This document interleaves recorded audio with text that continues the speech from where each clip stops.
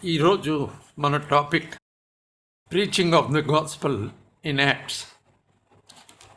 Preaching of the gospel in Acts, అపోస్తలుల కార్యంలో సువార్త ప్రకటన. దానికి ఆధారంగా ఒక వచనం చదువుతాను. ఇవి లాస్ట్ 2 verses రైట్. అపోస్తలుల కార్యాల గ్రంథంలో 28వ అధ్యాయంలో 31 వచనాలు, 30వ వచనం, 31వ వచనం. ఈ 2 వచనాలు the very last versus of acts 28 chapter 30 and 31. For 2 whole years Paul stayed there in his own rented house and welcomed all who came to see him. Boldly and without hindrance, he preached the kingdom of God and taught about the Lord Jesus Christ. పౌలు 2 సంవత్సరములు పూర్తిగా తన అద్దె ఇంట కాపురముండి తన యొద్దకు వచ్చు వారిని అందరినీ సన్మానించి ఏ ఆటంకమును లేక పూర్ణ ధైర్యముతో దేవుని రాజ్యమును గూర్చి ప్రకటించుచు ప్రభు అయిన యేసుక్రీస్తును గూర్చిన సంగతులు బోధించుచు ఉండెను.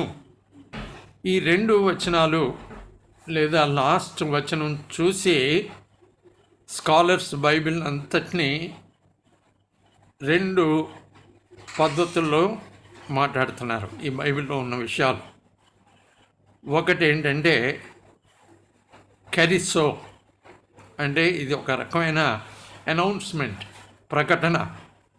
ఆ కెరిసోను అనుసరించే కెరిగ్మా, అది సువార్త.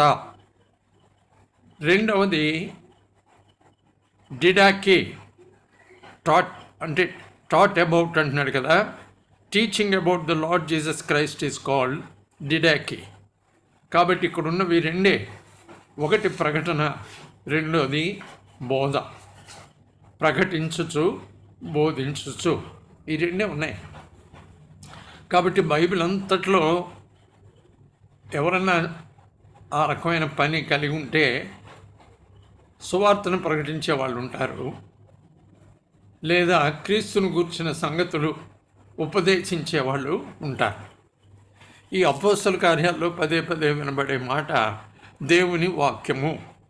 మార్టిన్ లూథర్ ఈ దేవుని వాక్యం అనేది ఏమంటాడంటే అది కెరిగ్మా, అది సువార్త. కాబట్టి ఈ అపోస్తల కార్యాలు చదివేప్పుడు ఈ సువార్త గురించిన సంగతులు మనం ఆలోచించడం మంచిది. అప్పటి సువార్త ప్రకటన ఏ రకంగా ఉంటూ వచ్చింది, అనౌన్స్మెంట్ ఏ రకంగా ఉంటూ వచ్చింది. ప్రీచింగ్ అబౌట్ ద కింగ్డమ్ అంటున్నాడు. అది మనం గమనిస్తే మనం ఏ రకంగా చేయాలి ఫ్యూచర్లో, లేదా ఇప్పటికే చేసింది మనం పరీక్షించుకోవాల్సిన అవసరం ఉందా, మార్పు చేయాల్సిన అవసరం ఉందా అనేవి ఆలోచించుకోవాలి. ఎందుకంటే యాక్ట్స్లో ఈ సువార్త అనేది ప్రకటించడం అనేది ప్రారంభింపబడినప్పుడు అది అసలైన ప్రారంభం, అసలైన సువార్తకు సంబంధించిన విషయం. కాబట్టి అలాంటిది మనం మిస్ అవ్వకూడదు. ఆ రకంగానే మనం అంటే మనమేమి కలపడానికి లేదు కదా, కలపడానికి లేదు, తీసేయడానికి లేదు, దాన్ని మన మాటలతో అటు ఇటు మలచడానికి కూడా లేదు. దాన్ని ప్రకటించడం కోసం మన మాటలు అంతవరకే, మలిచే పని లేదు, కలిపే పని లేదు, తీసే పని లేదు. కలిపి చేరిపోయే వాళ్ళు ఉన్నప్పుడు ఇలాంటి విషయాలు మనం జాగ్రత్త పడిపోతాం. కాబట్టి ఏంటది ఆ సువార్త, వాళ్ళు బిగినింగ్లో ఎలా ప్రకటించారు ఇది గమనించి చూస్తే, ముందు ఎవరిని గమనించినా, ఎవరి సువార్త ప్రకటన గమనించినా వాళ్ళు కనెక్ట్ అవటంతో ప్రారంభించారు. పీపుల్తో కనెక్ట్ అవటం ఇది చాలా విశేషంగా ఉంటుంది. పీపుల్తో కనెక్ట్ అవ్వడం అనేది అప్పటికప్పుడు సిచ్యుయేషన్ అరైజ్ అయినప్పుడు మీటింగ్లోనూ కనెక్ట్ అయ్యారు. అరేంజ్ చేసిన మీటింగ్లోనూ కనెక్ట్ అయ్యారు. కాబట్టి ఈరోజు కూడా మనకు బహుశా అరేంజ్ చేసే మీటింగ్స్ ఎక్కువైపోయినాయి, కానీ సిచ్యుయేషన్ బట్టి అరైజ్ అయ్యేవి కూడా ఒక్కోసారి ఉండొచ్చు. మన ఫంక్షన్స్లోనూ అక్కడక్కడ ఏదో సడన్గా మనల్ని నిలబడి ఏదో చెప్పండి అనే పరిస్థితులు ఉండొచ్చు. కాబట్టి సిచ్యుయేషన్ బట్టి ఉద్భవించిన మీటింగ్స్ అయినా, అరేంజ్ చేసిన మీటింగ్స్ అయినా, ప్రీచ్ చేసేవాళ్ళు కనెక్ట్ అవ్వటం అనేది మనకి స్పష్టంగా కనపడుతూ ఉంటుంది. అపోస్తల కార్యాల్లో 2వ అధ్యాయంలో మొట్టమొదటి పేతురు యొక్క ప్రసంగం ఏంటంటే, వాళ్ళు ఫన్ చేస్తున్నారు. ఈ పెంతుకోస్తు దినాన అన్య భాషల్లో వీళ్ళు మాట్లాడుతున్నప్పుడు వాళ్ళు ఫన్ చేస్తున్నారు. అక్కడ ఫన్ చేస్తూ ఏమంటున్నారు అంటే, వీళ్ళు కొత్త మద్యముతో నిండి ఉన్నారు. They have had too much of wine అనుకున్నారంట. These people have had too much of wine. That's why they are babbling. అది వాళ్ళ ఆ రోజున మాట్లాడుకుంటున్న మాట. అలాంటప్పుడు దాన్ని తీసుకున్నాడు.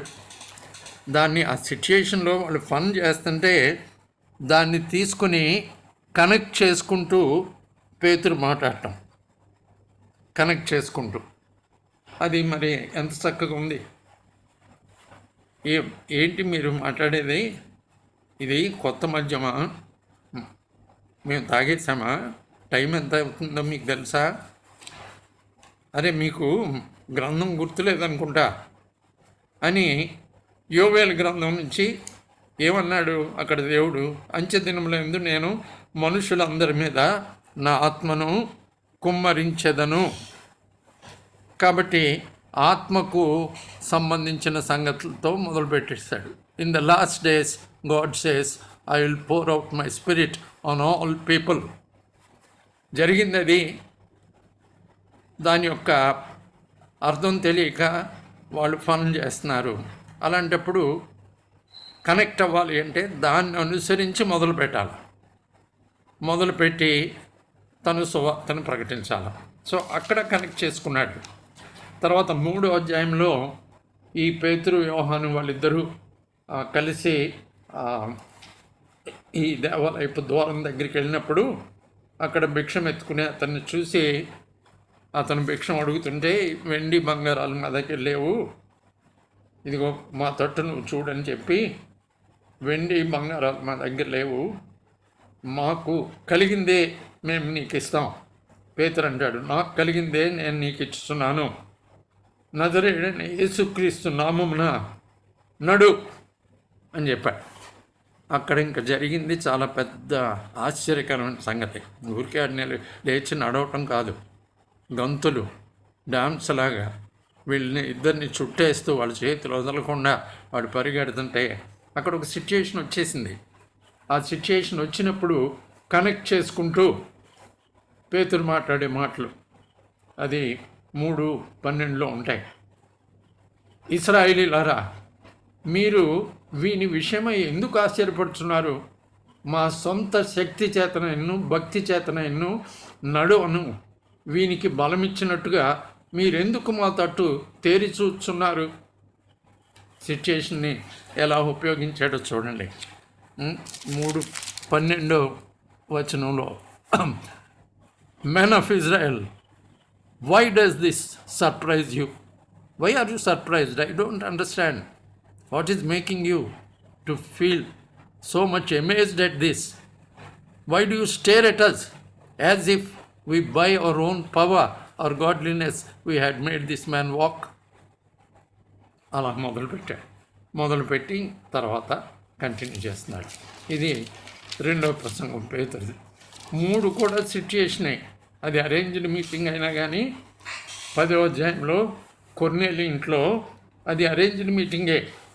అరేంజ్డ్ మీటింగ్ కాబట్టి చక్కగా వెళ్ళి అడుగుతున్నాడు, ఎందుకు ఇలా కబురు పెట్టావు కొర్నేలి? ఏంటి చెప్పు, అసలు నువ్వు కబురు పెట్టిన ఉద్దేశం ఏంటి అని అంటే అతను చెప్పడం మొదలుపెట్టాడు.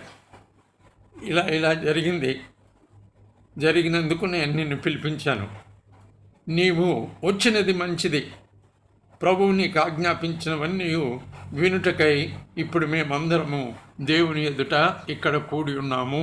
ప్రభువు నీకు ఆజ్ఞాపించినవన్నీ మేము వినాలి, అందుకే ఇప్పుడు మేమందరం దేవుని ఎదుట ఇక్కడ కూడి ఉన్నాం అని అంటే, అప్పుడు స్ట్రైట్ అవే అక్కడ సిచ్యుయేషన్ అనుసరించి దేవుడు పక్షపాతి కాడు, ఆ రకంగా మొదలు పెడుతున్నాడు. మరి స్టీఫెన్ దగ్గరికి వచ్చేసరికి ఇంకా సిచ్యుయేషన్ మనం వర్ణించాలా దాన్ని. స్టెఫెను తను ఏ రకంగా తన ప్రసంగాన్ని మొదలుపెట్టుంటాడో. అతన్ని పట్టుకుని ప్రధాన యాజకుడి దగ్గరికి తీసుకెళ్ళారు. ఈ మాటలు నిజమేనా అని అడుగుతున్నాడు. అప్పుడు ఇంకా ఆ సిచ్యుయేషన్ ఉపయోగించుకుని మొత్తం ప్రధాన యాజకులు ఉండొచ్చు అక్కడ, లేకపోతే పరిసయ్యులు ఉండొచ్చు, మత ప్రవిష్టులు, యూదుల్లో ఎవరైనా, పెద్దలు ఎవరైనా కానీ ఉండొచ్చు.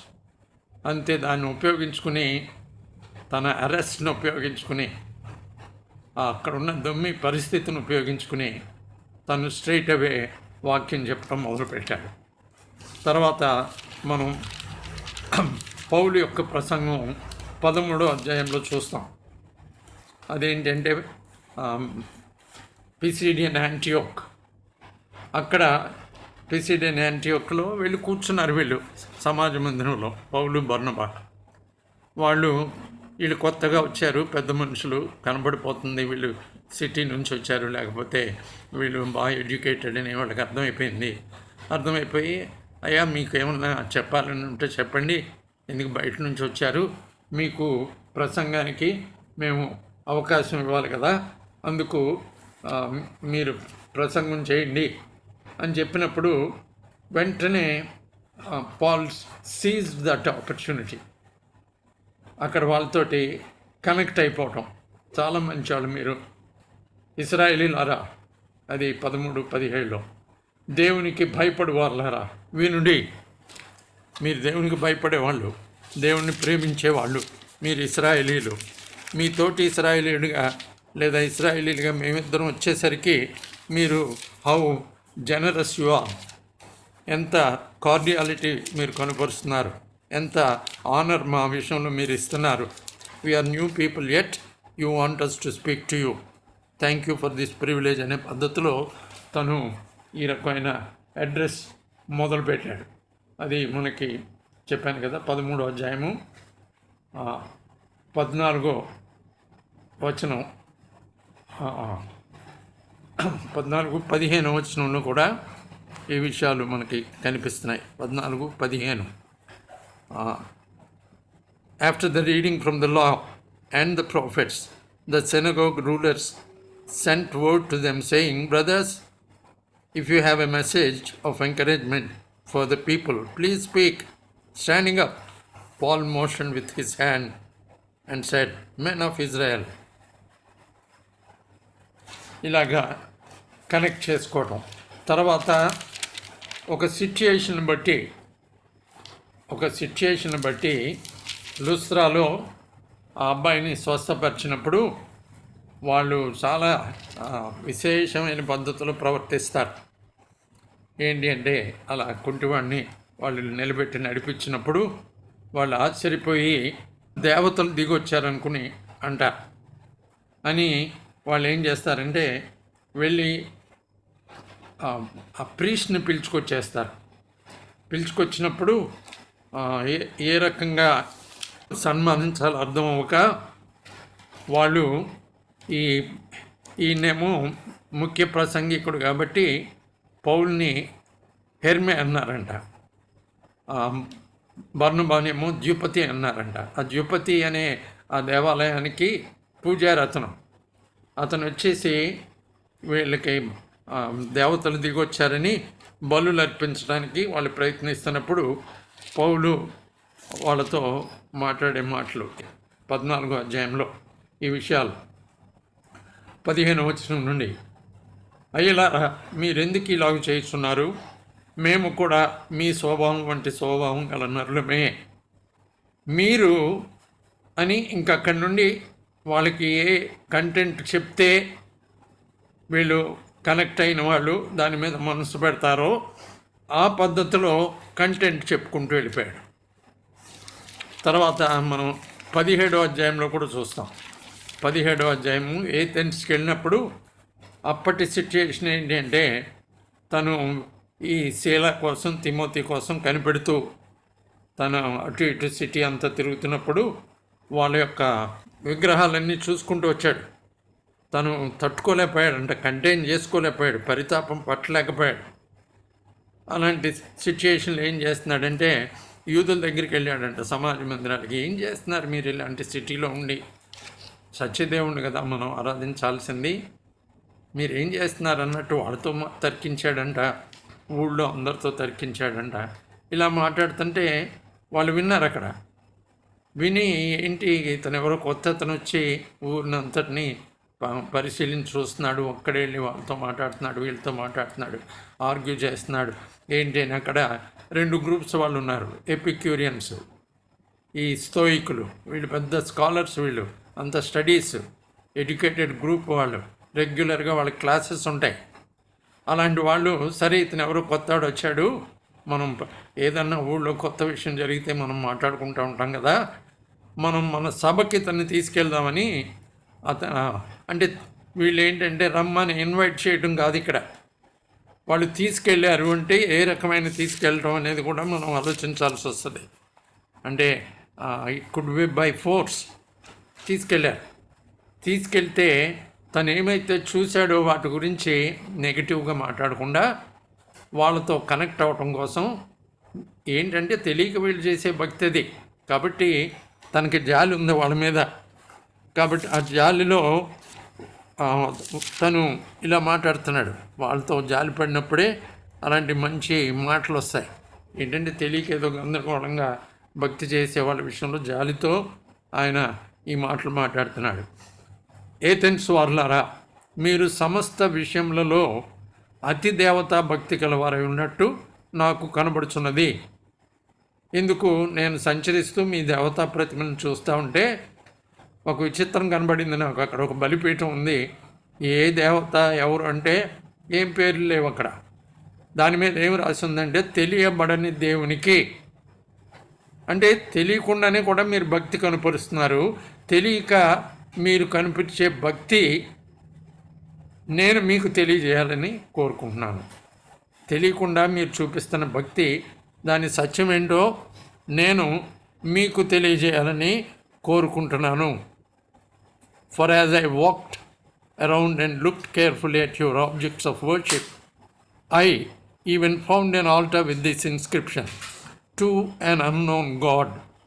Now what you worship as something unknown, I am going to proclaim to you.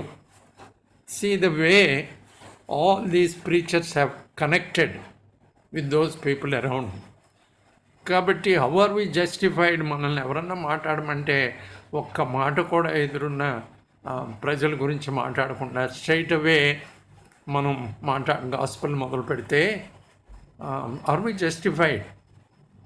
ఏంటి, ఎవరు వాళ్ళు, ఎందుకు మాట్లాడమన్నారు? ఊరికే దారిని పోతూ కాదు కదా, ఏదో వాళ్ళు పిలిచారు పని కట్టుకుని, లేకపోతే అక్కడ ఒక సిచ్యుయేషన్ అరైజ్ అయింది. You need to connect with those people. Without connecting, it would be very, very difficult to communicate. It eases out your speaking. అది తెలుసుకోవాలా.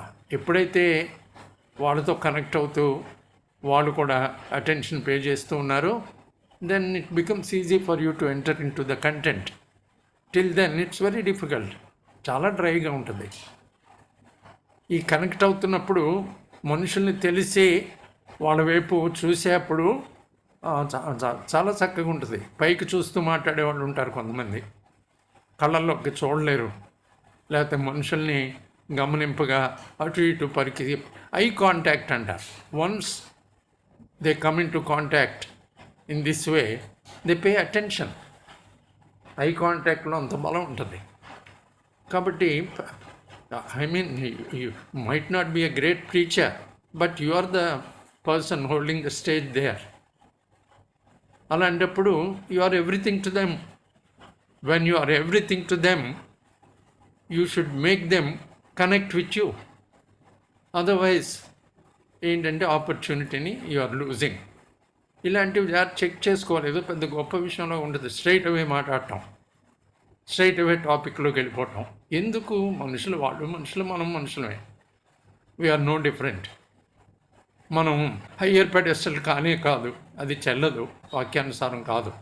ఇది ఈ gospel not from the victor to the vanquished, no, not from a person on the higher pedestal to a person on the lower pedestal, no. Equals మధ్య విషయం ఇది. నిన్న నేను, ఈరోజు నువ్వు. నేను నిన్న నమ్మాను, నువ్వు ఈరోజు నమ్ముతావు. ఆ రకంగా ఉన్నప్పుడు they would be able to connect with you. అలా కాకుండా I'm somebody different, your people of a different stratum, ఈ పద్ధతి తగదు. ఇక్కడెక్కడ కూడా అపోస్తుల కార్యాల విషయంలో మనకు ఆ రకంగా కనపడదు. Then coming to the content, ఎప్పుడైతే ఇలాంటి కనెక్ట్ అయ్యే పద్ధతి కనపడుతుందో కంటెంట్ కూడా వాళ్ళని అనుసరించే ఉంటుంది. కంటెంట్ వేరే కంటెంట్ రాదు, వాళ్ళని అనుసరించిన కంటెంట్లోనే వీళ్ళు ఎప్పుడైతే వీళ్ళు ఇది కొత్త మద్యం అని హేళన చేస్తున్నారో, తను మాట్లాడే కంటెంట్ అంతా కూడా mystery. Because it's mystery, you people, you are making fun of us. You know only what belongs to the earth, but this is something from above. It is something from above. You speak by observing us, but this is mystery. You cannot observe this. దీన్ని observe చేయడానికి దేవుడు అవకాశం ఇవ్వలా. either you accept or reject. This is mystery from God. ఈ spirit work అంటే అలాంటిది అనే పద్ధతిలో తను చెప్పుకుంటూ వస్తున్నాడు. చెప్పుకుంటూ వచ్చి తను దావీదు దగ్గరికి తీసుకొస్తాడు. ఎందుకు? ఆ టైంలో అందరి ఎక్స్పెక్టేషన్ ఏంటంటే ఏదో జరగబోతుంది, ఈ దావీదు వంశమును వచ్చే రాజు మనకి రాబోతున్నాడు. అలాంటి ఎక్స్పెక్టేషన్ టైంలో దావీదుని తీసుకొస్తే వాళ్ళకి అర్థమైపోయి అంతా చెప్పుకుంటూ వచ్చి అప్పుడు ప్రభు గురించి చెప్పుకుంటూ వచ్చాడు. దావీదు గురించి, దావీదేమో మరి ఇలాంటి మాట ఉన్నది కదా, నీ పరిశుద్ధిని కుళ్ళు పట్టని ఇవ్వని. కానీ చూడండి దావీదు ఏమైపోయాడో. ఎక్కడున్నాడు దావీదు? మరి ఎవరి గురించి ఈ మాట అన్నాడు? ఇదిగో యేసు ప్రభు గురించి ఈ మాట అన్నాడు అని యేసు ప్రభు గురించి కనెక్ట్ చేసుకుంటూ కంటెంట్ అలా వెళ్ళిపోయింది మొదటి ప్రసంగంలో. తర్వాత రెండో ప్రసంగంలో, అది 3వ అధ్యాయంలో ఉన్న విషయాల్లో అప్పుడు మోషే గురించి కూడా తను మాట్లాడతాడు. ఆ స్వస్థతకి సంబంధించిన విషయాలు మాట్లాడుతూ యేసు ప్రభు గురించి ఎత్తి, మోషే గురించి ఎత్తి, ఈ రాబోయేవాడు, ఇదిగో నా వంటి ఒక ప్రవక్తను మీ సహోదరులు పుట్టిస్తాను అని చెప్పినప్పుడు ఎవరు అనుకుంటున్నారు మీరు? ఇంకొకటి తెలుసుకోండి, అలాంటి ప్రవక్త విషయంలో అప్పుడు దేవుడు చెప్పిన మాట చాలా ప్రమాదకరమైన మాట. అన్ని విషయాల్లో మీరు ఆయన మాట వినాలి. ఆ ప్రవక్త మాట విననివాడు ప్రజల్లో ఉండకుండా సర్వనాశనమగును. అలాగా చక్కగా మోషే గురించి ఎత్తుకుని ఆ విషయాలు చెప్పుకుంటూ వెళ్ళిపోయాడు. సరే 10వ అధ్యాయం వచ్చేసరికి అక్కడ బయట వాళ్ళకి చెప్పేటప్పుడు ఎవరన్నా ఇలాగా దావీదు యోవేలు గురించి చెప్పుకుంటూ వస్తారా? దావీదు గురించి చెప్పుకుంటూ వస్తారా? వాళ్ళ చేతిలో గ్రంథం ఉందా? గ్రంథం వాళ్ళకి తెలుసా? తెలీదు. కాబట్టి స్ట్రైట్ అవే దేవుడు పక్షపాతి కాడని నిజముగా గ్రహించి ఉన్నాను. ప్రతి జనములోనూ ఆయనకి భయపడి నీతిగా నడుచుకున్న వారిని ఆయన అంగీకరించను. కనెక్ట్ అయిపోతారంతే. మీరు రకరకాల మనుషులు, మేమెవరో మీరెవరో, రకరకాల రేసెస్ మనం. ప్రతి జనములోనూ ఆయనకి భయపడి నీతిగా నడుచుకునే వారిని ఆయన అంగీకరిస్తాడు అని చెప్తున్నప్పుడు వాళ్ళు వెంటనే అర్థం చేసేసుకుంటారు. వెంటనే వాళ్ళకి అర్థమైపోద్ది. ప్రతి జనంలో ఎవరైనా సరే నీతిగా నడుచుకుంటే వాళ్ళని ఆయన అంగీకరిస్తాడు అని చెప్తున్నాడు. అది మనకి 34-35 వచనాల్లో ఉంటుంది. I now realize how true it is that God does not show favoritism, but accepts men from every nation who fear him and do what is right. Content ఎంత చక్కగా వెళ్ళిపోయిందో చూడండి. అక్కడ వెళ్ళిపోయి ప్రభు గురించి చెప్పేశాడు, అందరినీ యాక్సెప్ట్ చేస్తాడు, నిజమే. కానీ ఒక సంగతి తెలుసుకోండి, యేసుక్రీస్తు అందరికీ ప్రభువు అనగానే ఆయన గురించి తెలుసుకోవాల్సిందే. Christ is Lord of all అనగానే who is this Jesus Christ? వాళ్ళు ఆ ఉత్సుకత వచ్చేస్తుంది. అదొక రకంగా వాళ్ళందరినీ కలిపేశాడు. ఆయనకి దేవుడికి పక్షపాతం లేదంటున్నాడు. ఏ రేస్లో అయినా జాగ్రత్తగా నడుచుకోవాలనే వాళ్ళని అంగీకరిస్తాడంటున్నాడు. కానీ ఒక సత్యం మాత్రం తప్పదు అంటున్నాడు. అదేంటి అంటే యేసుక్రీస్తు అందరికీ ప్రభువు. అలా మొదలుపెట్టి ప్రభు గురించి చెప్పుకుంటూ వచ్చేస్తున్నాడు. వాళ్ళకి చెప్పిన పద్ధతిలో కాదు, ఇది వేరే పద్ధతి. ఏమన్నాడు? ఆయన గురించి ఇశ్రాయేలీలందరికీ తెలుసు. ఎందుకు? బాప్తీసం ఇచ్చే యోహాను మొదలుపెట్టి ప్రకటించినప్పుడు యూదయలో అన్ని సంగతులు ఏంటంటే యేసు ప్రభు మీద పరిశుద్ధాత్మ దేవుడు బలాన్ని చూపించాడు, ఆయన ఆత్మను కనిపింపజేశాడు. కాబట్టి ఆయన మేలు జరిగిస్తూ ఆయన సంచరిస్తూ వచ్చాడు. అంటే ఆయన నడకే మేలు, ఆయన మాటే మేలు, ఆయన ఒక ఊళ్ళోకి ఎంటర్ అయితే మేలు, ఆయన ఒక రోగిని ముట్టుకుంటే మేలు, ఒక బిడ్డని, ఆ రకంగా ప్రభువుని పరిచయం చేస్తున్నాడు. మేలు జరిగిస్తూ పరిశుద్ధాత్మ దేవుడు ఆయన్ని శక్తితో అభిషేకించి ఆయనకి తోడై ఉండి మేలు చేస్తూ అపవాది చేత పీడింపబడిన వాళ్ళని స్వస్థపరుస్తూ ఆయన ఇలా చేసుకుంటూ వచ్చే విషయాలన్నీ తెలుసు అని చెప్పు. మీ అందరికీ తెలిసిన విషయాలు మీకు ప్రకటిస్తున్నాను. అలాగా కంటెంట్, పేతురు యొక్క కంటెంట్, పౌలు యొక్క కంటెంట్ 13వ వచనం అధ్యాయం వచ్చేసరికి, ఎందుకు మీరు ఇదిగో వ్యర్థమైన వాటిని వదిలిపెట్టేయండి, మీరు తిరగాల్సింది ఇటువైపు. ఏంటి వ్యర్థమైన? మమ్మల్ని దేవతలు అంటారేంటి మీరు? మేము మనుషులమే, మీరు మనుషులే. మీరు ఎలాంటి వాళ్ళం, మేము అలాంటి వాళ్ళమే. We're not different from you. మేము వేరు కాదు, మీలాంటి వాళ్ళమే. మేము కూడా మీ స్వభావం అంటే స్వభావం గల నరులమే. ఇదిగో మరి ఏంటి మీరు తెలుసుకోవాల్సింది? ఈ వ్యర్థమైన వాటిని వదిలిపెట్టేయండి. ఆకాశమును, భూమిని, సముద్రమును, వాటిలో ఉండు సమస్తమును సృజించిన జీవం గల దేవుని వైపు తిరగండి. ఇదే మేము ప్రకటించే సువార్త. ఆయన సంగతి మీకు ఇప్పటికే అర్థమైపోవాలి. ఎందుకు? దేవుడు కాబట్టి ఆయన సంగతి ఇప్పుడు మీరు తెలుసుకోవాల్సి ఉన్నది ఏంటంటే, మిమ్మల్ని ఆకాశం నుండి మీకు వర్షాన్ని ఇచ్చాడు, ఫలవంతములైన ఋతువుల్ని ఇచ్చాడు, ఆహారాన్ని ఇచ్చాడు, ఉల్లాసంతో మీ హృదయాల్ని నింపుకుంటూ వచ్చాడు, మేలు చేస్తూ వచ్చాడు. కాబట్టి ఇవి గమనిస్తే ఎవరికైనా కానీ దేవుని సంగతులు అర్థమైపోవాలా. తన గురించిన సాక్ష్యం లేకుండా చేయలేదు ఆయన, ఇలాంటి వాడు అని చక్కగా ఆ కంటెంట్ ఏ పద్ధతిలో ఉన్నదో చూడండి. అలాగే 17వ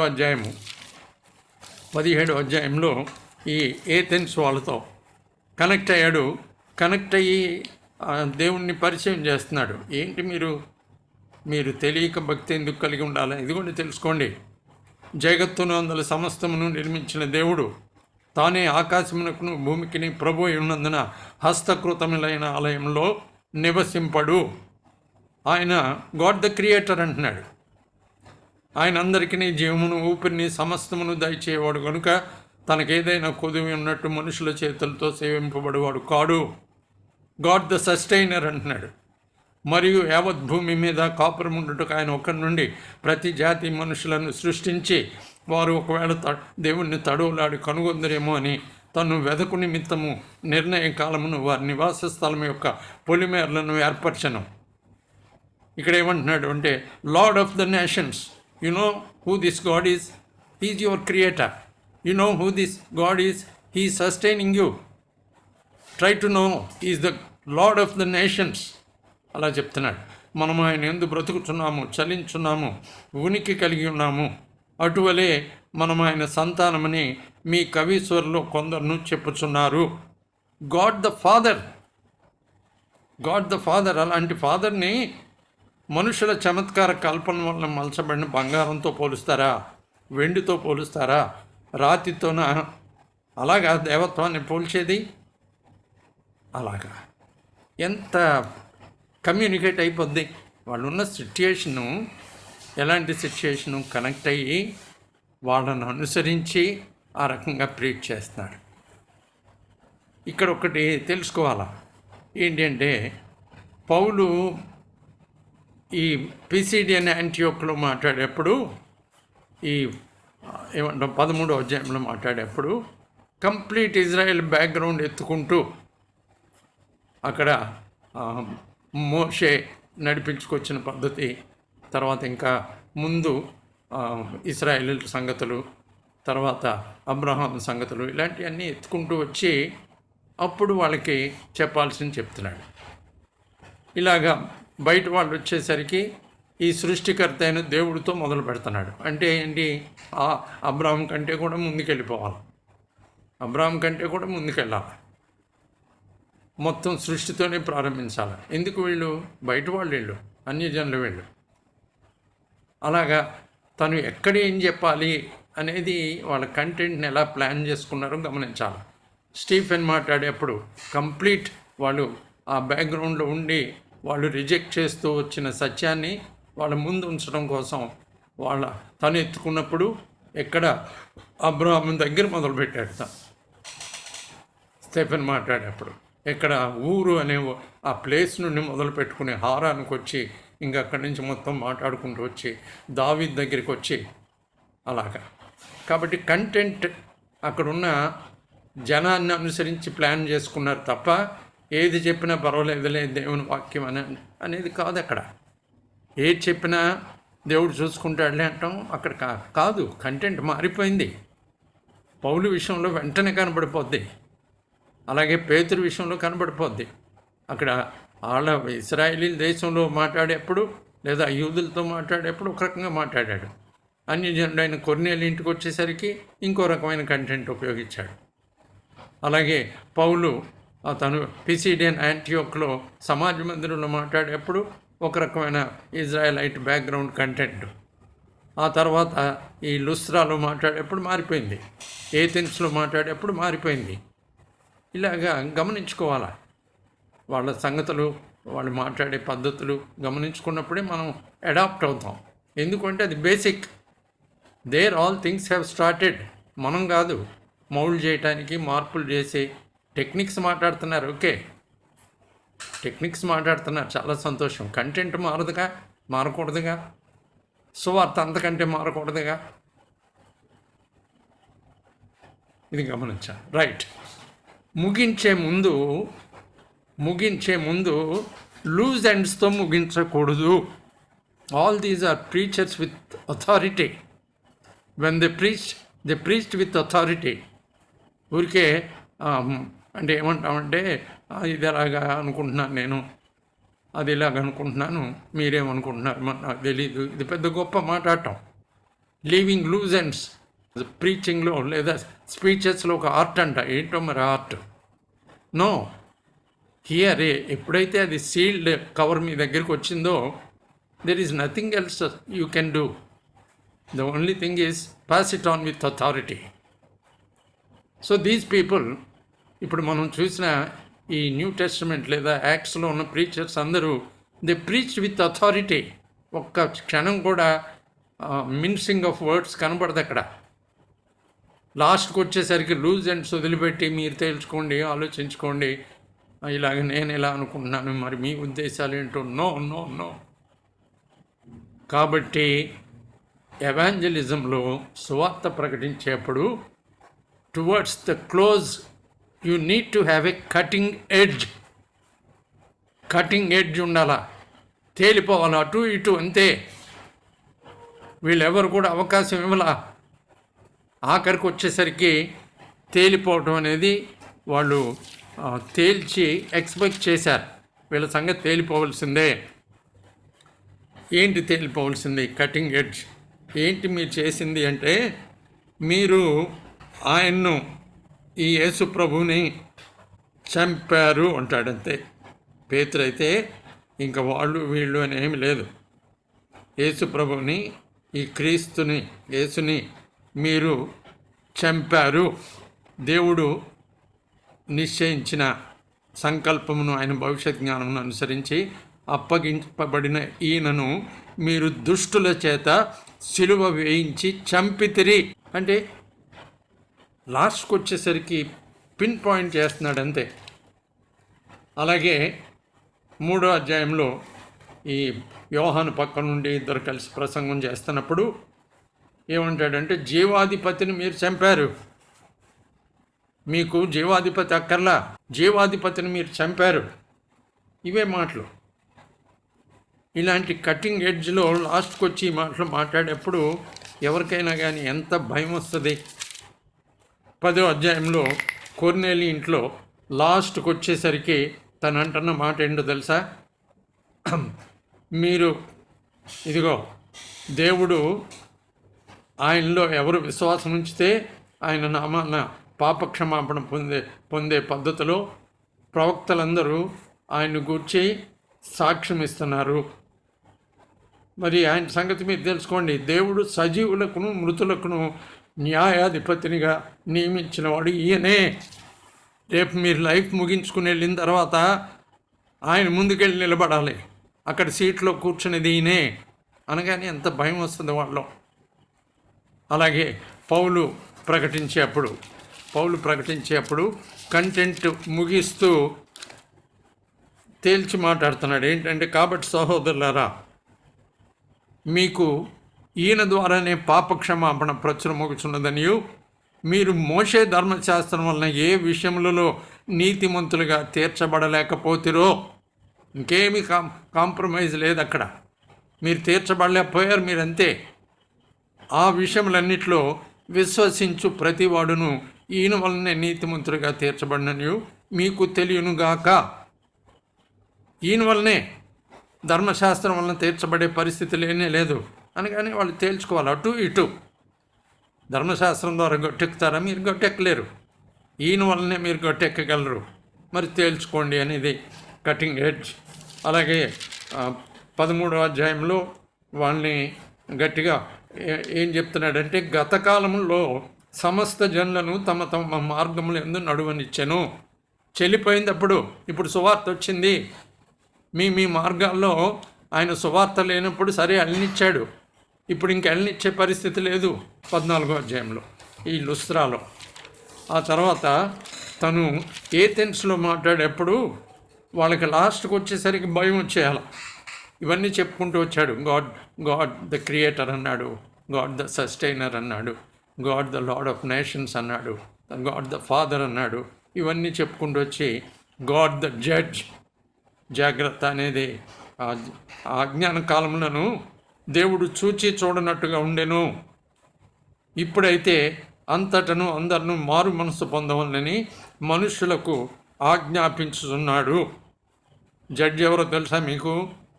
ఎందుకనగా తాను నియమించిన మనుషుని చేత అనగానే యేసు ప్రభు ఆ చైర్లో కూర్చోబోతున్నాడు. మీరు అక్కడ వెళ్ళి నిలబడాల్సి ఉంటుంది. రకరకాల ఫిలాసఫీస్, రకరకాల తత్వాలు జరగబోయేది తెలుసుకోండి. లాస్ట్లో దేవుడు జడ్జిగా ఆయన కుమారుని కూర్చోబెట్టబోతున్నాడు. ఆయన భూలోకానికి తీర్పు తీర్చే ఒక రోజు కూడా నిర్ణయించాడు. అందుకే ఆయన్ని మృతుల్లో నుండి లేపాడు. దీన్ని బట్టి నమ్మటానికి అందరికీ ఆధారం కలుగు చేశాడు. కటింగ్ ఎడ్జ్ అన్నాం. ఆ తర్వాత మనం తెలుసుకోవాల్సిన విషయం ఏంటంటే, ఏంటి వాళ్ళ నుంచి ఎక్స్పెక్ట్ చేసింది ఏంటి? యూదులకి ఆ రోజున తెలియాల్సింది ఏంటి అంటే, యేసే క్రీస్తు, అది తెలియాలి వాళ్ళకి తెలియాల్సింది అంతే. అది తెలుసుకుంటే అయిపోయింది, వాళ్ళు పాస్. యేసే క్రీస్తు. ఎందుకు? వాళ్ళకి రాబోయే వాటి సంగతులన్నీ తెలుసు. వాళ్ళకి అన్నీ తెలుసు.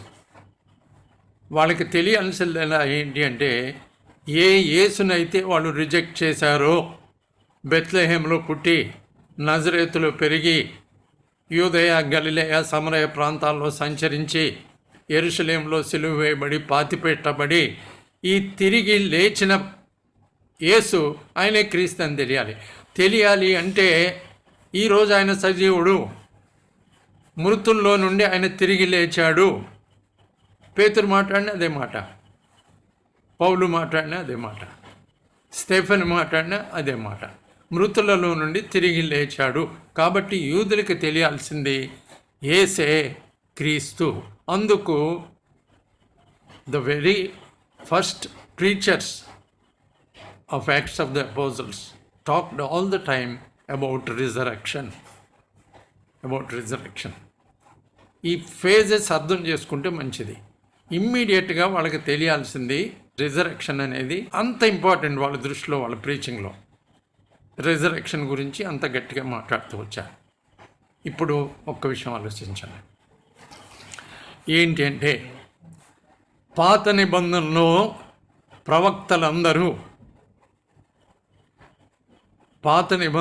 ప్రవక్తలందరూ ధర్మశాస్త్రాన్ని చూపించి గద్దించడమే వాళ్ళ పని. గమనించండి, దేవుడిచ్చిన ధర్మశాస్త్రం, ఆ ధర్మశాస్త్రాన్ని అనుసరించి ప్రవర్తిస్తున్నారా లేదా అనేది వాళ్ళు పరీక్షిస్తూ ధర్మశాస్త్రం నుండి తప్పిపోయిన వాడిని గద్దించడం వాళ్ళ పని. రాబోయే వానికి ముందు వచ్చిన ప్రవక్త అయిన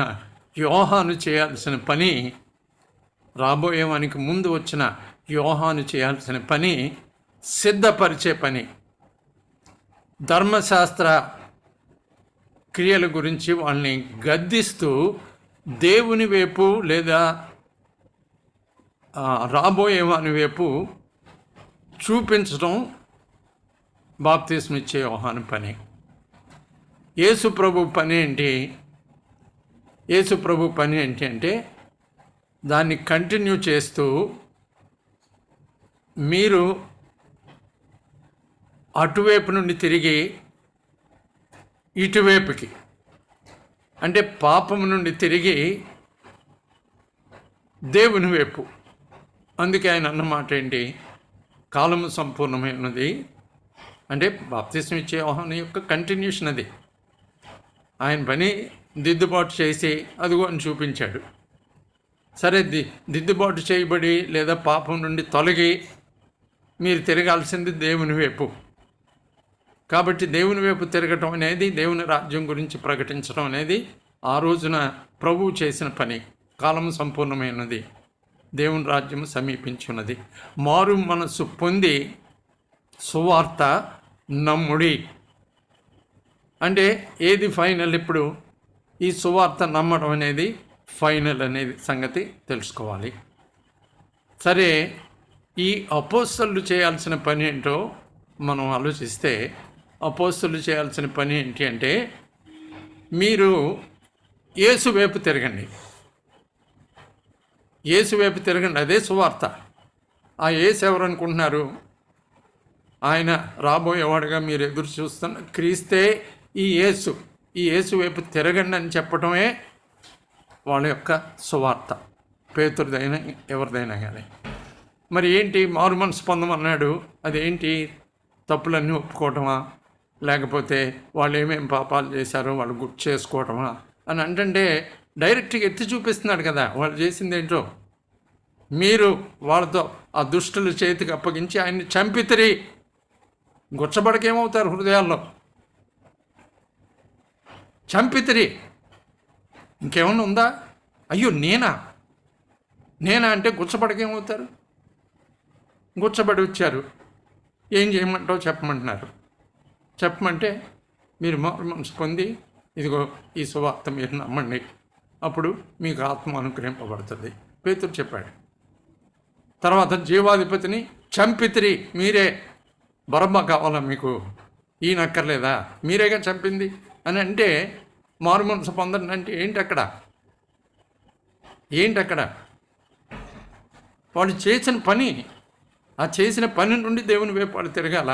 రాబోయేవాడు ఆయన యేసే, ఈ క్రీస్తుని నమ్మి ఆయన వైపు తిరగటమే. యేసు ప్రభు ఉన్న రోజుల్లో అంతా కూడా ఎవరు చేసినా కానీ ఆయన వైపు వచ్చేయటం అంతే. ప్రభు ఉన్న రోజుల్లో సువార్తలో అదే రక్షణాలకు ఆ రోజు. ఒకవేళ ప్రభు సెలువుకి వెళ్ళకముందే ఎవరన్నా పెద్దవాళ్ళు చనిపోయి ఉంటే 3 ఏళ్లలో వాళ్ళు పరలోకంలోనే ఉంటారు. వాళ్ళు తెగించారు, ప్రభు వైపు వచ్చేశారు. వాళ్ళకి ఇంకా అప్పటికి సెలువు సంగతులు తెలియవు. కాబట్టి మారు మనసు అని పేతురు మాట్లాడుతున్నప్పుడు వాళ్ళు చేసిన తప్పు, ఇమ్మీడియట్ తప్పు ఏంటంటే అలాంటి వాడిని చేతులు ఆయన వాళ్ళు సెలువుకు అప్పగించుకున్న వాళ్ళు కాబట్టి వాళ్ళు గుర్చబడిన వాళ్ళు. అది మారు మనసు ఆ రోజున. పౌలు దగ్గరికి వద్దాం. పౌలు దగ్గరికి వచ్చేసరికి ఈ ఇంప్లికేషన్స్ అన్నీ బయలుపరచబడిపోయినాయి. ఇప్పుడు ఆయన తిరిగి లేచాడు అనే దానికంటే ఇంకా ఫ్రెష్ న్యూస్ ఉంది తన దగ్గర. వీళ్ళందరికీ, పేతురికి కానీ స్టెఫెన్కి కానీ ఆ రోజు ప్రసంగాలు చేసిన వాళ్ళకి ఎవరికైనా కానీ వాళ్ళ న్యూస్ ఏంటంటే ప్రభు తిరిగి లేవటం. ఇప్పుడు పౌలు దగ్గర ఉన్న న్యూస్ ఏంటంటే ఆ సిలువ యొక్క ఇంప్లికేషన్స్, రక్తం యొక్క గొప్పతనం, రక్తం ద్వారానే మనిషి కనెక్ట్ అవుతాడు అనే సంగతి. యూదులతో మాట్లాడేప్పుడు, లేకపోతే అన్యజనులతో మాట్లాడేప్పుడు, ముఖ్యంగా అన్యజనులతో మాట్లాడేప్పుడు రక్తం బట్టి మీరు యూదులతో కనెక్ట్ అవుతారు. మునుపు దూరస్తులు, ఇప్పుడు క్రీస్తు రక్తం వల్ల సమీపస్తులు. అది తన సువార్త. యేసుప్రభు యొక్క సిలువను బట్టి, దేవుడు చేసిన కార్యాన్ని బట్టి, తనకు తానుగా కుమారుడు అప్పగించుకున్న దాన్ని బట్టి, దేవుడు సిద్ధపరిచిన పాపక్షమాపణ పొందాలి అని అంటే మీకు బ్యాక్గ్రౌండ్ ఎక్కడ? ఏమీ లేదు కదా, గ్రంథం లేదు, ఏం తెలియదుగా. అబ్రహాం కాదు, ఇస్సాకు కాదు, ఇంకెవరి గురించో, మోషే గురించి కాదు, ఇంకెవరి గురించో మాట్లాడటం కాదు. ఇమ్మీడియట్గా వాళ్ళతో మాట్లాడాల్సింది ఏంటంటే మీరు జన్మత ఈ పాపం, దాన్ని బట్టి మీరు నరకంలోకి వెళ్ళిపోతారు. వెళ్లకుండా ఉండాలంటే ఇదిగో సెలువు రక్తాన్ని ఆశ్రయించండి. అదే సువార్త. మరి పౌలు చెప్పేది ఎందుకు? పౌలు అంటే పౌలు గురించిన సంగతులు తెలుసా? ఆయన ఏంటి అంటే ఈ మారు మనస్సు అనే మాట ఇన్ని న్యూ టెస్టమెంట్లో సగానికి సగం పౌలు రాసినవి 5 సార్లు వాడాడంట. 5 సార్లు బిలీవర్స్ విషయంలోనే, 4 సార్లు కొరింథీ పత్రికలోనే 2 సార్లు కనబడుతుంది మనకి, ఇంకొక చోట 4 సార్లు. ఒక్కసారి అది కూడా ఏంటంటే వీళ్ళెవరు, వాళ్ళ పేరు మోరలైజర్స్. రోమా పత్రిక 2వ అధ్యాయంలో మీరు తీర్పు తీరుస్తారా? దేవుడు ఎందుకు మీ మీద అనుగ్రహం చూపిస్తున్నాడో మీకు అర్థం అవట్లా. తన అనుగ్రహ ఐశ్వర్యాన్ని మీరు ఇంకా మారు మనసు పొందని కఠిన స్థితితోటి మీరు గడుపుతూ అవతల వాళ్ళకి తీర్పు తీరుస్తున్నారు మీరు అనే దగ్గర మారు మనసు వాడాడు. మిగతావన్నీ కూడా బిలీవర్స్ విషయంలోనే. కాబట్టి పౌలుకి ప్రభువుని నమ్ముకోవడం అనేది మెయిన్, సిలువను ఆశ్రయించడం అనేది మెయిన్. ఆయన రక్తం బట్టే కనెక్ట్ అవుతాం, రక్తం తప్ప దిక్కు లేదని అనిపించడమే మెయిన్. అంతే తప్ప ఈ పాపాలు ఒప్పుకోండి, ఆ పాపాలు ఒప్పుకోండి అనేది పౌలు కంటెంట్ కాదు. న్యూ టెస్ట్మెంట్లో సగం రాసిన వాడు ఎందుకంత స్పేరింగ్గా ఈ రిపెంటెన్స్ అనే మాట వాడాడు? రిపెంట్ అనే వర్బ్ని ఒక్కసారి వాడాడంట. అది కూడా ఈ కొరింథీయుల విషయంలో మీరు రిపెంట్, నేను వచ్చే మిమ్మల్ని కఠినంగా మీ సంగతి తేల్చే లోపున మీరు రిపెంట్ అవ్వడం మంచిది. ఎవరాళ్ళు? బిలీవర్స్ వాళ్ళు, పరిశుద్ధులుగా ఉండుటకు పిలువబడిన వాళ్ళు. వాళ్ళ విషయంలో రిపెంట్ అనేది వాడాడు. రిపెంటెన్స్ అనేది ఇదిగో ఆయన మీ మోరలైజర్స్, మీరు వాళ్ళకంటే వీళ్ళకంటే బెటర్ అంటున్నారు, మీరు తీర్పు తీర్చేస్తున్నారు, ఆయన మిమ్మల్ని రిపెంటెన్స్ పొందమని ఎదురు చూస్తూ ఉంటే మీకేం పట్టడం లేదనే దగ్గర రిపెంటెన్స్. ఇంకో చోట రిపెంటెన్స్ కొరింథీ పత్రికలోనే, ఇంకొక పత్రికలో బిలీవర్స్ విషయంలో రిపెంటెన్స్. కాబట్టి ఎందుకు ఇంత స్పేరింగ్గా వాడాడు తెలియదు ఆయనకి రిపెంటెన్స్ అంత ఇంపార్టెంట్ అని. మనకేమో అసలు యూదుల బ్యాక్గ్రౌండే లేని వాళ్ళ దగ్గర రిపెంట్ అని మాట్లాడటం, మరి అదేమన్నా భావ్యంగా ఉందా? అదే సువార్త. ఏది సువార్త? అరే రక్తం తప్ప దిక్కు లేదని చెప్పడం కదా సువార్త. యేసు ప్రభువుని దేవుడు కేంద్రంగా చేశాడు ప్రపంచానికి అంతటిగా చెప్పడం కదా సువార్త. ఆ సిలువ అనే ఆ ఈవెంట్ అనేది మొత్తం మానవ చరిత్రకే కేంద్రం, సెంట్రల్ అని చెప్పడం కదా సువార్త. ఇవద్దా? వీటి మీద దృష్టి లేదా? నాకు తెలియకుండానే మొదటి నుంచి ఇవి చదువుతూ ఉండగానే ఈ సంగతులు దేవుని కృపను బట్టి నాకు ఏంటో తెలియని పద్ధతిలోనే నాకు అర్థమైంది. దేనికి ప్రాముఖ్యత ఇవ్వాలి, ఏది మోస్ట్ ఇంపార్టెంట్, దేన్ని బట్టి మనుషులు మారుతారని దేవుని ఉద్దేశం. దేనిలో బలం పెట్టాడు దేవుడు, వెంటనే కనబడచ్చు, కనబడకపోవచ్చు. దేనిలో బలం పెట్టాడు, ఏ రకంగా మనుషుల్ని నమ్మించాలని ఆయన ఉద్దేశం, అది మనకు 10:17 పౌలు తెలియజేస్తాడు. రోమా 10:17 కాగా వినుట వలన విశ్వాసం కలుగును, వినుట క్రీస్తును గూర్చిన మాట వలన కలుగును. అందులో బలం పెట్టాడు. అంటే ఎన్నో వింటాం, అది వింటాం కాదంట. ఏది వింటాం అంటే క్రీస్తుని కూర్చున్న మాట అంట. అలాంటిది విన్నప్పుడంట విశ్వాసం జనరేట్ అవుతుందంట. ఎలాగా? మిస్టరీ ఆయన చేస్తాడు. అంత సింపుల్ సువార్తని నమ్మించడం అంటే ఆయన పని. మనం ఎక్కడ నమ్మించగలం? సపోర్ట్లు తెచ్చుకుంటుంటే అది సువార్త అవట్లా. రకరకాల టెక్నిక్స్ వాడుతుంటే సువార్త గమాన్ని మిక్సప్ అయిపోయి మనం డిస్టార్ట్ చేసే వాళ్ళంగా అయిపోయే పరిస్థితి, ప్రమాదం. అలాంటప్పుడు ఆ బలం నమ్మేయాలా, ఆ బలాన్ని అనుసరించే ప్రకటించాలా. పేతుడు అంటున్నప్పుడు మారు మనసు పొందండి అంటుంటే వాళ్ళు చేసిన తప్పు ఏంటి? అప్పుడు ప్రభువుని చంపించే దాంట్లో పార్ట్ తీసుకోవడం. మరి అక్కడికి వెళ్ళినప్పుడు మారు మనసు అని ఎందుకు వాళ్ళ? కొర్నేలి ఇంట్లో ఇక్కడ వాడినాడు, కొర్నేలి ఇంట్లో కూడా మారు మనసు పొందండి అనొచ్చుగా. ఎందుకనలా పేతురు? ఎందుకంటలేదు పేతురు? మారిపోతుంది ఫేజు. అరే ప్రవక్తల నుంచి, బాప్తిసం నుంచి యోహాన్ దగ్గరికి వచ్చేసరికి మారిపోయింది. యోహాన్ దగ్గర నుంచి దేవుని రాజ్యాన్ని ప్రకటించే కుమారుడి దగ్గరికి వచ్చేసరికి మారిపోయింది. కుమారుని మరణ పునరుత్థానాలు ప్రకటించే అపోస్తలుల దగ్గరికి వచ్చేసరికి మారిపోయింది. ఆ సిలువ యొక్క ఇంప్లికేషన్స్ ఏంటో అరేబియా ఎడారిలో దేవుడు బయలుపరిచినప్పుడు పౌలు ఆయన ప్రసంగం మారిపోయింది. ఇలాంటివన్నీ గమనించుకుని మనం సువార్త ప్రకటించే వాళ్ళంగా ఉండాలి. కానీ అక్కడక్కడ సన్నివేశాలు చదివేసి మన అర్థాలు తీసేసి మనం ఏదో రకంగా సువార్త ప్రకటించేద్దాం, మన జ్ఞానం కనపడాలా, మన ప్రత్యేకత కనపడాలా, మన లైన్ అంతా మనుషుల్ని ఒప్పింపజేసే లైన్గా మనం దీన్ని మార్చేయాలా, మనకే సువార్త బలం తెలుసు, వేరే వాళ్ళకి తెలియదు, ఇదే సువార్త, ఏం చేద్దాం, ఎలాగా, ఏం చేస్తే సువార్త అవుతుంది? అది కదా ఆ రోజున వాళ్ళు ప్రకటించింది కదా.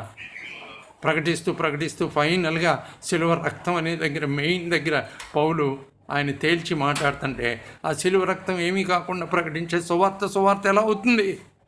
ఆలోచిద్దాం. కాబట్టి ఈ విషయాల్లో మనం మెలకువగా ఉందాం. ఏంటి అంటే యాక్ట్స్లో what preaching of the gospel is అనేది it is revealed by events, by the very preaching of the apostles, very preaching of those who are concerned about the gospel, made known right before our eyes. We can observe it, we can take it as our own, and we can preach it straight away because God put His power in the gospel. అది పౌలు చెప్తున్నాడు. దేవుని శక్తి, సిలువను గూర్చిన వార్త నవ్వనివ్వండి, తేలిగ్గా మాట్లాడేనివ్వండి. 2000 సంవత్సరాల క్రితం చనిపోయిన ఆయన బట్టి ఇప్పుడు నాకు పాపక్షమాపణ అంటారు ఏంటంటే మరి ఏం చేద్దాం? అన్నివ్వండి. ఆయన నా పాపం భరించడం ఏంటి? నా పాపం ఏమన్నా ఆయనకి ట్రాన్స్ఫర్ అవుతుందా అంటే అన్నివ్వండి. ఒక్క ఆయన అందరి కోసం చనిపోవటం ఏంటి? సర్లేండి, అందరి కోసం చనిపోయాడుగా, ఇంకా నాకెందుకు పని కట్టుకుని చెప్తారు, చనిపోయాడుగా చాలులేండి అంటే అన్నివ్వండి. కానీ తెలుసుకోండి, సిలువను కూర్చున్న వార్త నశించుచున్న వారికి వెర్రితనము, రక్షింపబడుచున్న మనకు దేవుని శక్తి, గాడ్స్ పవర్. ఏమో ఇప్పుడు ఆయన కనపట్ల దేవుడు, ఆ మిస్టరీని నమ్మే మనం ఆయన చేసే పని విషయంలో మిస్టరీ అయితే ఎందుకు నమ్మకూడదు? కనబడిన దేవుణ్ణి నమ్మటానికి రెడీ అయిపోతున్నామే, కనబడిన దేవుణ్ణి నమ్మమని చెప్పేసి మాటలు చెప్తున్నామే. ఆయన చేసే పని కూడా కనబడిందే కదా, అది నమ్మమని ఎందుకు చెప్పకూడదు? అవుట్ రైట్ నిన్ను క్షమిస్తాడంట. ఆయన సెలవు రక్తాన్ని ఆశ్రయం చేసుకుంటే క్షమిస్తాడంట. నిన్ను క్షమించి ఆయన కుమారుని ఆత్మను నీలోకి పంపుతాడంట. అంటే this is what God is going to do and it's mystery. And if we believe God who is unseen, why don't we believe what he does as things unseen? కాబట్టి ఒక్కసారి మనం రీవ్యాంప్ చేసుకుని ప్రభువుకు సంబంధించిన విషయాల్లో గట్టిగా ఉండటం నేర్చుకుందాం. సువార్త విషయాల్లో పిన్ పాయింటెడ్గా మాట్లాడటం నేర్చుకుందాం. ఈ రకమైన మనసు మనలో ప్రతి ఒక్కరికి దేవుడి కోరుకుంటూ నేను ముగిస్తున్నాను. Thank you. Praise the lord.